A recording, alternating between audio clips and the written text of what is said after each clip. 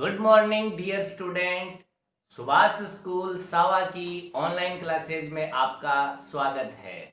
मैं Pawan Sharma lecturer of chemistry लेकर आ रहा हूं आज की ऑनलाइन क्लास। तो जैसे कि आपको पता है कि ऑर्गेनिक कंपाउंड से संबंधित जितने भी अपने ऑर्गेनिक कंपाउंड हैं उनके नोमेनक्लेचर अपने पढ़ने जा रहे हैं। और पीछे की क्लास में हमने एल्किल हैलाइड को पढ़ा, फ्रियोन को पढ़ा। आज हम जो टॉपिक लेकर आ रहे हैं वो इस कोरोना महामारी में भी काफी लोगों ने इस्तेमाल किया था, एल्कोहल।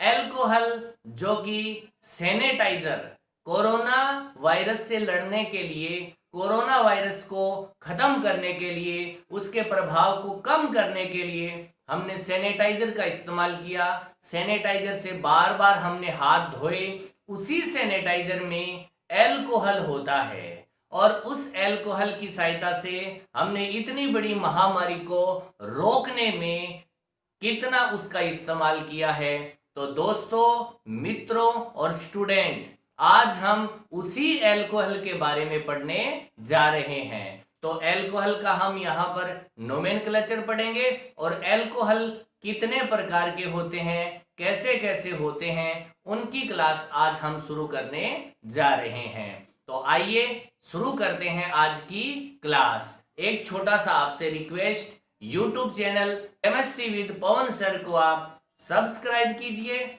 और अपने दोस्तों मित्रों को शेयर कीजिए। तो दोस्तों, आज का अपना जो टॉपिक है वो है एल्कोहल। एल्कोहल का निर्माण कैसे होता है कि संतृप्त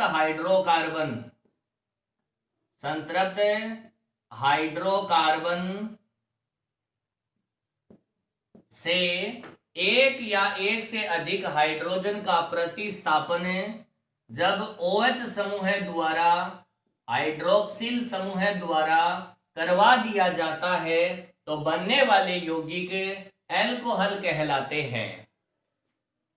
इस OH समूह को क्या कहते हैं? हाइड्रोक्सिल समूह। और संतृप्त हाइड्रोकार्बन से जब एक हाइड्रोजन का प्रतिस्थापन OH समूह द्वारा करवा दिया जाता है तो बनने वाले यौगिक एल्कोहल कहलाते हैं। बात करते हैं अपने एल्कोहल का सामान्य सूत्र।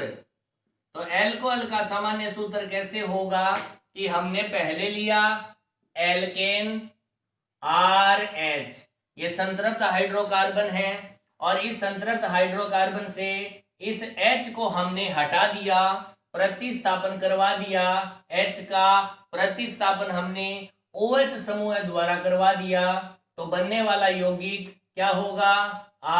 ROH। तो इसका सामान्य सूत्र की अगर बात करें तो पहले R का यानी CnH2n+1, ये तो R का सामान्य सूत्र हो गया और उसके साथ में क्या जुड़ा हुआ होगा? OH समूह जुड़ा हुआ होगा। तो एल्कोहल का सामान्य सूत्र ये होता है। कहने का मतलब है एल्कोहल वे यौगिक होते हैं जिनमें OH समूह उपस्थित होता है। यहां ध्यान रखने वाली बात यह है कि OH जो समूह है केवल ये उपस्थित होने से ही एल्कोहल नहीं होता। इसकी एक खास बात और है, वो क्या है बच्चों कि जैसे मान लो हम एसिटिक अम्ल लेते हैं तो एसिटिक अम्ल का फॉर्मूला ये होता है। अब इसमें भी OH समूह है तो ये क्या एल्कोहल है? ये एल्कोहल नहीं है। तो आपको एक बात और ध्यान रखनी है कि OH युक्त ऐसे यौगिक जिनमें कार्बन जो है उसके साथ OH जुड़ा हुआ होना चाहिए और इस कार्बन की बाकी तीन संयोजकता, तीन बंध या तो हाइड्रोजन से पूरे होने चाहिए या फिर हाइड्रोजन और कार्बन से पूरे होने चाहिए। यानी कार्बन से पूरे हो कोई दिक्कत नहीं, हाइड्रोजन से पूरी हो कोई दिक्कत नहीं, लेकिन हाइड्रोजन और कार्बन के अलावा किसी से पूरी नहीं होनी चाहिए, तब ये एल्कोहल कहलाएगा। अब बात करते हैं अपने एल्कोहल के बारे में। तो OH समूह है, अगर वह संख्या में एक है तो मोनोहाइड्रिक एल्कोहल होगा। यानी OH समूह है एक होने पर इसे क्या बोलेंगे? OH समूह है एक होने पर इसे बोलेंगे मोनोहाइड्रिक एल्कोहल। यानी OH एक है, OH दो होने पर इसे बोलेंगे डाईहाइड्रिक एल्कोहल। OH समूह है तीन होने पर इसे बोलेंगे ट्राईहाइड्रिक एल्कोहल। और OH समूह है बहुत या अधिक संख्या पे होने पर क्या बोलेंगे? पॉलीहाइड्रिक एल्कोहल बोलेंगे। आई बात समझ में बच्चों? अगर OH समूह एक है तो क्या बोलेंगे? मोनोहाइड्रिक, दो होने पर डाईहाइड्रिक, तीन होने पर ट्राईहाइड्रिक और अधिक संख्या में होने पर इसको क्या बोलेंगे? पॉलीहाइड्रिक बोलेंगे। अब यहां हमारा जो टॉपिक है वो मोनोहाइड्रिक जितने भी एल्कोहल हैं उनका नामकरण पढ़ना है। एल्कोहल के नामकरण की तीन पद्धतियां हैं। एल्कोहल के नामकरण की कितनी पद्धतियां हैं? तीन पद्धति है। पहली पद्धति की बात करें अपने साधारण या रूढ़ पद्धति, कॉमन नेम, और दूसरी बात करें अपने तो इसकी व्युत्पन्न पद्धति भी होती है, डेरिवेटिव सिस्टम, वो भी पद्धति है। और तीसरी जो आएगी वो आएगी IUPAC पद्धति। पहले अपने साधारण पद्धति की बात करें, रूढ़ पद्धति की बात करें, कॉमन नेम की बात करें। तो सबसे पहले अपने कॉमन नेम की बात करते हैं। तो कॉमन नेम में क्या होगा? कॉमन नेम में एल्कोहल को एल्किल एल्कोहल के नाम से जाना जाता है।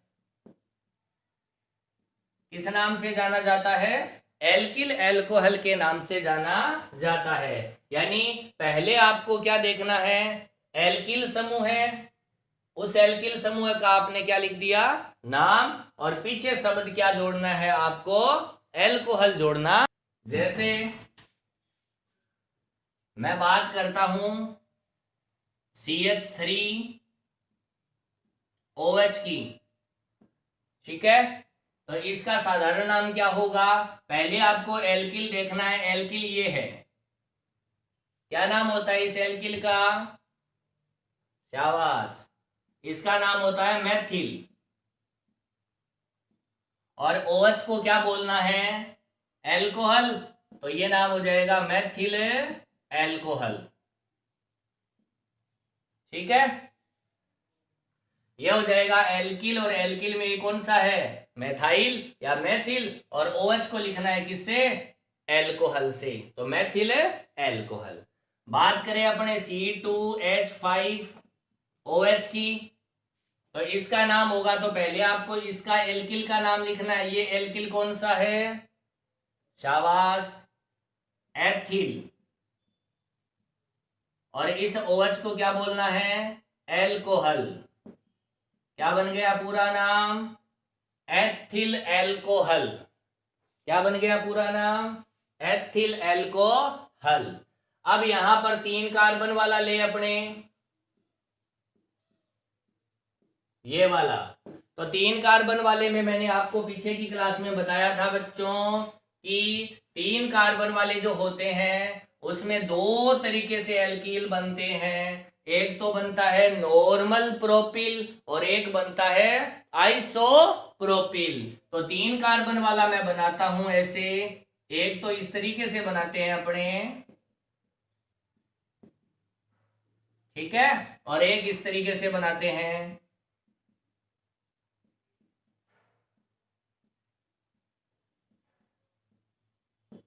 ठीक है? तो यहां क्या होगा बच्चों कि ये वाला जो एल्किल है वो मैंने आपको पीछे की क्लास में बताया था कौन सा है? नॉर्मल प्रोपिल है। कौन सा एल्कोहल है ये? Normal propyl. और OH को क्या बोलेंगे? एल्कोहल। Normal propyl alcohol. जबकि ये वाला नॉर्मल नहीं है। आप देखिए कि CH के साथ में दो क्या जुड़े हुए हैं? CH3। तो इसको क्या नाम देते हैं अपने? आइसोप्रोपिल। तो ये हो जाएगा आइसोप्रोपिल। और OH को क्या बोलते हैं? एल्कोहल। तो ये हो जाएगा आइसोप्रोपिल एल्कोहल। तो इस तरीके से हमने इसको एल्किल को बोला नॉर्मल प्रोपिल और इस एल्किल को बोला आइसोप्रोपिल एल्कोहल। इसी प्रकार से अगर कोई भी एल्किल बड़ा आ जाए तो हमें उसका एल्किल का नाम लिखना है और उसके आधार पर ही आगे एल्कोहल जोड़कर एल्कोहल का पूरा नाम लिखना है। अब बात करते हैं अपने 4 कार्बन वाले एल्कोहल की। तो 4 कार्बन वाले एल्कोहल की बात करें तो साधारण नाम में क्या करेंगे? सबसे पहले हमें इस एल्किल समूह को पहचानना है। ये कौन सा एल्किल समूह है? ये नॉर्मल वाला है, क्योंकि मैंने आपको बताया था ना, पहले कार्बन से OH जुड़ा हुआ हो, बाकी कार्बन सीधी श्रृंखला में हो, तो इसे क्या बोलते हैं? नॉर्मल। 4 कार्बन है इसलिए इसको क्या बोलेंगे? ब्यूटिल। और OH को क्या बोलेंगे? एल्कोहल। क्या बन गया? Normal butyl alcohol. उसके बाद इसकी बात करते हैं तो OH तो पहले वाले कार्बन से जुड़ा हुआ है, लेकिन आगे की श्रृंखला सीधी नहीं है, नॉर्मल नहीं है। तो आप ये देखेंगे कि CH के साथ दो क्या जुड़े हुए हैं? CH3। तो इतने को क्या बोलेंगे? आइसो। आइसो। अब आइसो में कार्बन कितने हैं? सारे टोटल 4। Iso butyl. और OH को क्या बोलेंगे? एल्कोहल। तो ये बन जाएगा आइसोब्यूटिल एल्कोहल। उसके बाद में बात करते हैं, ये लंबी श्रृंखला में है, सीधी श्रृंखला में है, लेकिन OH पहले कार्बन से नहीं है, 2 नंबर कार्बन से है। ठीक है, आइसो वाली पोजीशन भी नहीं है। CH के साथ 2 CH3 है क्या? नहीं है। तो ये वाला कौन सा होता है? देखिए कि CH OH जिस कार्बन से जुड़ा हुआ है वह कितने कार्बन से डायरेक्ट जुड़ा हुआ है? 2 से। इसे बोलते हैं सेकेंडरी या द्वितीयक। टोटल कितने कार्बन है? 4। तो इसे बोलेंगे ब्यूटिल, सेकेंडरी ब्यूटिल। और OH को क्या बोलेंगे? एल्कोहल। बात आ रही है समझ में? नोट करते रहें और ध्यान से समझते रहें। अब इसको देखते हैं, OH जिस कार्बन से जुड़ा हुआ है वह कार्बन कितने से जुड़ा हुआ है? डायरेक्ट 3 से। तो इसे बोलेंगे टर्सरी या तृतीयक। और 4 कार्बन को क्या बोलेंगे? ब्यूटिल। तृतीयक ब्यूटिल एल्कोहल। इस प्रकार से 4 कार्बन वाले में 4 स्थितियां बनती हैं। साधारण नाम में एक नॉर्मल बनता है, एक आइसो बनता है, एक सेकेंडरी बनता है और एक क्या बनता है? टर्सरी बनता। हम 2 नंबर पद्धति पढ़ने जा रहे हैं, व्युत्पन्न पद्धति, या इसका नाम है कार्बिनोल पद्धति। क्या है? कार्बिनोल पद्धति। पहला जो एल्कोहल है CH3OH, उसको कहा जाता है क्या? कार्बिनोल। और बाकी जो एल्कोहल हैं उनको कार्बिनोल का ही व्युत्पन्न माना जाता है। अब आप देखिए कि कार्बिनोल जो है उसको मैं ऐसे लिख देता हूं कि CH3 ऐसे हैं और OH इस तरीके से हमने लिख दिया। अब क्या होगा, हमें इससे कोई भी एल्कोहल दूसरा बनाना है तो ये जो 3 हाइड्रोजन है, हम इन तीनों हाइड्रोजन को एक एक करके प्रतिस्थापित कर सकते हैं और इसके स्थान पर जो भी एल्किल समूह आएगा उसका नाम पहले लिख देंगे और उसके बाद में क्या लिख देंगे? कार्बिनोल नाम लिख देंगे। जैसे मैं यहां पर इस H को हटा रहा हूं और इसकी जगह मैंने जोड़ दिया क्या? CH3। ठीक है, तो इस CH3 जोड़ने से पहले क्या था? कार्बिनोल। और ये नया आ गया, तो अब इस नए आने वाले प्रतिस्थापी का नाम पहले लिखा जाएगा। इसका नाम मैं पहले लिख रहा हूं, क्या होगा?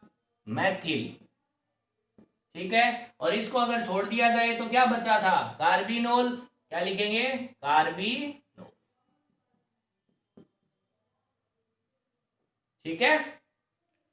अब उसी प्रकार मैं इस H के स्थान पर यहां लिख देता हूं C2H5।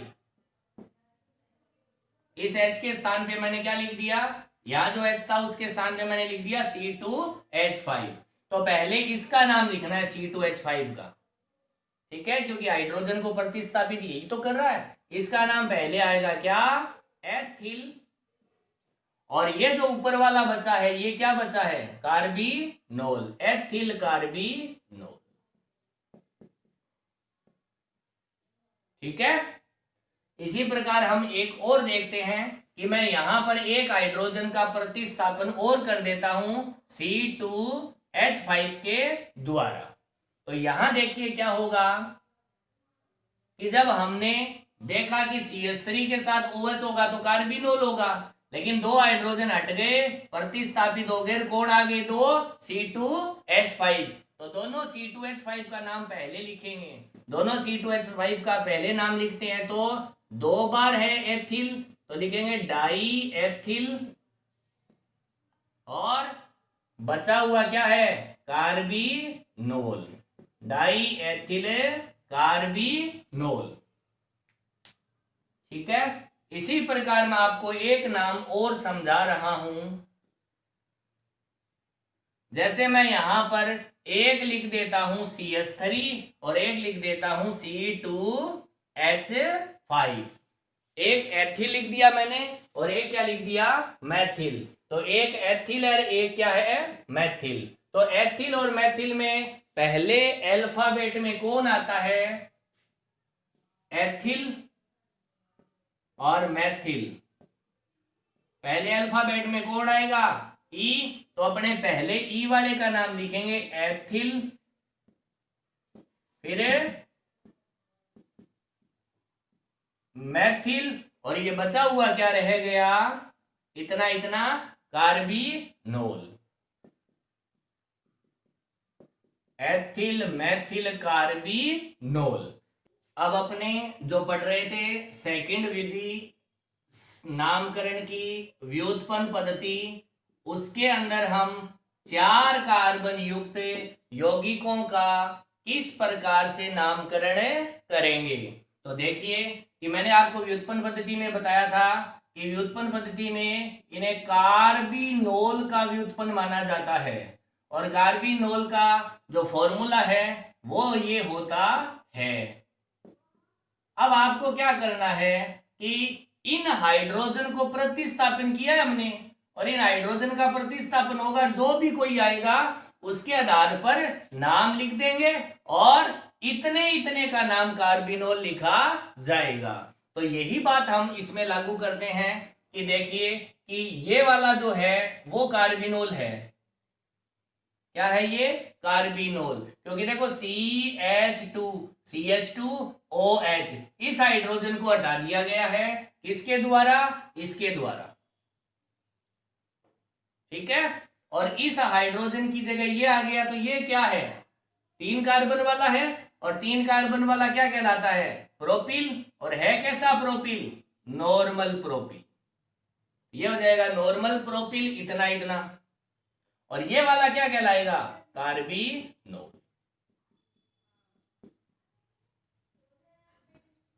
ठीक है, आई बात समझ में।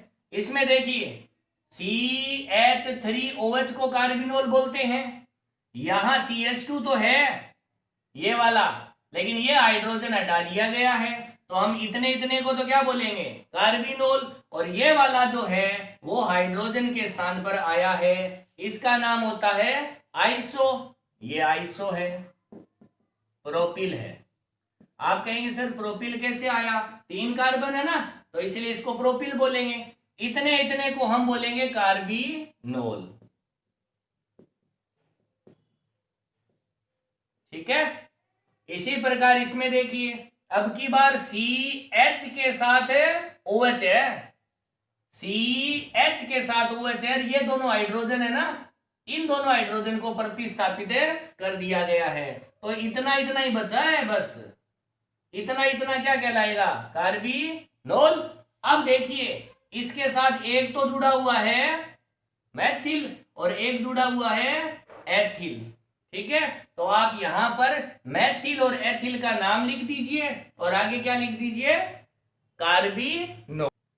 कैसे लिखेंगे, मैथिल और एथिल का नाम लिखना है तो एथिल और मैथिल में कौन पहले आता है अल्फाबेट में, एथिल। तो आप पहले लिख दीजिए एथिल, फिर लिख दीजिए मैथिल, और इतना इतना जो बचा है वो क्या बचा है, कार्बिनोल। क्या बचा है, कार्बिनोल। इसको देखिए बच्चों, सी के साथ में OH बचा है केवल, बाकी चला गया, सी के साथ OH बचा है, बाकी 3 हाइड्रोजन प्रतिस्थापित हो गए हैं किसके द्वारा, 1 2 3, 3 मैथिल के द्वारा। तो 3 मैथिल है तो 3 मैथिल को ट्राई मैथिल बोलेंगे, ठीक है। और इस COH को क्या बोलेंगे, कार्बिनोल, ट्राई मैथिल कार्बिनोल। आई बात समझ में। तीसरी जो पद्धति आती है वो है IUPAC पद्धति, जेनेवा पद्धति। और इस पद्धति में मैंने आपको बताया कि इसका जो नाम होगा वो एल्केनोल के अनुसार लिखा जाएगा। यानी पहले आप एल्केन देखेंगे, लंबी श्रृंखला में कितने कार्बन है उसके आधार पर एल्केन, और पीछे नाम जोड़ देंगे ओल। कैसे, आपने लिया CH3OH, लंबी श्रृंखला में कार्बन कितना है, एक, और एक कार्बन वाला एल्केन कौन सा होता है, मेथेन, ठीक। अब OH है ना, वो 1 नंबर कार्बन से ही जुड़ा हुआ है, तो आप सीधे लिख दें ऑल। क्या बन गया, मेथेनोल। जब OH की स्थिति है वो आप देखें कि अलग हो तो आप OH का नाम लिखने से पहले उसकी स्थिति भी जरूर लिखें। उसी प्रकार आगे चलते हैं, 2 कार्बन वाला लेते हैं अपने। यहां आप लंबी श्रृंखला में देखें तो कितने कार्बन हैं, 2। तो यहां अपने 1 नंबर इसको देंगे, 2 नंबर इसको देंगे, ठीक है। 1 नंबर पे OH है, लंबी श्रृंखला में कार्बन 2 है, 2 वाले कार्बन को एल्केन के हिसाब से देखें तो क्या नाम होगा, एथेन, और 1 पे क्या है, ओल है। अब चूंकि ये इस साइड में जुड़ा हुआ होता तो भी 1 पे ही होता, तो इस एक का महत्व नहीं रहता है और आप लिख देते हैं इसको सीधे ही एथेनोल, ठीक है। उसके बाद में 3 कार्बन वाला लेते हैं। 3 कार्बन वाले में क्या लिखेंगे, देखिए 3 कार्बन वाला एक तो अपने इस तरीके से ले सकते हैं और एक अपने इस तरीके से भी ले सकते हैं। लंबी श्रृंखला में कितने कार्बन, 3, और नंबर उस सिरे से करना है जिधर से OH वाले कार्बन को कम से कम नंबर मिले। तो 3 कार्बन वाले एल्केन को क्या बोलेंगे, प्रोपेन, और OH कौन से नंबर कार्बन से जुड़ा हुआ है, 1 पे, तो आप लिखेंगे प्रोपेन 1 ऑल। यहां भी लंबी श्रृंखला में 3 कार्बन हैं, लेकिन OH जो है वो अगर आप देखें तो 2 नंबर वाले कार्बन के साथ जुड़ा हुआ है। तो यहां आप 3 कार्बन वाले को बोलेंगे प्रोपेन, और OH जो है वो कितने नंबर कार्बन से है, 2 से है, तो आप प्रोपेन 2 ऑल लिखेंगे। यहां 1 और 2 का इंपॉर्टेंस अलग है। आप इसको चाहो तो ऐसे भी लिख सकते हो, 2 लगाकर पहले 2 प्रोपेनोल, पहले ऐसे ही लिखा जाता था। ये क्या है, 1 प्रोपेनोल, पहले ऐसे ही लिखते थे लेकिन आजकल ऐसे लिखने लग गए। 4 कार्बन वाले एल्कोहल का IUPAC नाम करने जा रहे हैं। तो IUPAC नाम में मैंने आपको बताया था इनका जो नाम होता है वो होता है एल्केनोल। क्या बताया था? एल्केनोल। यानी पहले आपको एल्केन देखना है और पीछे आप जोड़ देंगे ओल। तो सबसे पहले हमने इसमें देखा कि 4 कार्बन की लंबी श्रृंखला है। तो सबसे पहले हमने लंबी श्रृंखला को चुना। इसमें OH है वो कौन से नंबर कार्बन से जुड़ा हुआ है? 1 नंबर से, क्योंकि OH जिस सिरे से नजदीक आएगा उसी सिरे से क्रमांकन करेंगे। 4 कार्बन वाले को कौन सा एल्केन बोलते हैं? ब्यूटेन। कौन सा बोलते हैं? ब्यूटेन। और OH कितने नंबर पे है? 1 नंबर वाले कार्बन के साथ जुड़ा हुआ है, तो आप लिख देंगे 1 ओल। ठीक है। इसी प्रकार इसका नामकरण करना है, तो आप देखिए पहले इसका कर लेते हैं। इसमें 4 कार्बन लंबी श्रृंखला में है और OH है ना वो यहां है, तो आप इधर से नंबरिंग करेंगे और OH कितने नंबर पे आएगा? 2 नंबर पे आएगा। तो 4 कार्बन वाले को बोलेंगे एल्केन कौन सा? ब्यूटेन। लेकिन अब की बार OH कितने नंबर पे है? 2 नंबर वाले कार्बन पे है, तो आप लिखेंगे 2 ओल।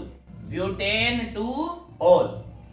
अब अपने इसका नामकरण करने जा रहे हैं, तो OH है ना वो देखिए इस लंबी श्रृंखला के अंतर्गत आ रहा है। ठीक है। तो इसमें ये जो CH3 है वो प्रतिस्थापी माना जाएगा। पहले के नामकरण में अपने पढ़ चुके हैं। तो अब अपने इसको क्रमांकन करेंगे, तो 1 2 3। प्रतिस्थापी का नाम हमेशा ही पहले आता है, तो प्रतिस्थापी कितने नंबर पे है? 2 पे है। 2 मैथिल। ठीक है। उसके बाद 3 कार्बन वाले को कौन सा एल्केन बोलते हैं? प्रोपेन। और OH कितने नंबर पे है? 1 पे, 1 ओल। ठीक है। और अब ये लास्ट वाला जो नाम है उसमें देखिए कि ये वाला C है उसके साथ OH जुड़ा हुआ है, तो आप इसको शामिल करेंगे। और लंबी श्रृंखला में कितने कार्बन है? 3। अब भी प्रतिस्थापी साइड में रह जाता है। कितने पे है? आप क्रमांकन ऊपर से करते हैं, तो 2 नंबर पे CH3 है, 2 नंबर पे ही OH है, तो आप 2 मैथिल है। यहां भी क्या लिखेंगे? 2 मैथिल लिखेंगे। 3 कार्बन को बोलेंगे प्रोपेन, जबकि यहां OH जो था वो 1 नंबर पे था, यहां OH है वो कितने पे है? 2 पे OH है, 2 पे क्या है? ओल है। तो इस प्रकार हम इनका क्या कर देंगे? नामकरण कर देंगे।